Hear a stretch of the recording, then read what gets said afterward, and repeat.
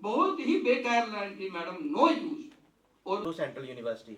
Okay, so why that thing happened, ऐसा क्यों हो पाया कि वो सारे स्टूडेंट्स वहां चले गए, है ना? So he has got it at 60, but many of us I listen to the things and not just listen to the thing now. Now India is just the only country which is having a separate department for Department of Biotechnology. By 2025, I think we would be crossing that as the population is increasing day by day.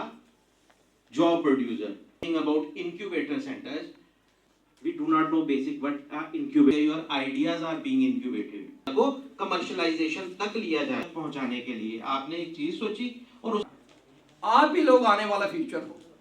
और मैं कहता हूँ या ऐसा समझता हूँ कि आज के दिन जो है आपका बायोटेक्नोलॉजी के ऊपर इतने अच्छे दो स्पीकर विद क्लैपिंग, इन दोनों के बिग अप्लॉज।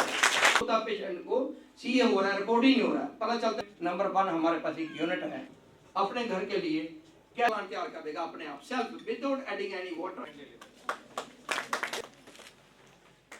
हम इसमें नैनो यूरिया चल रहा है, नैनो पार्टिकल।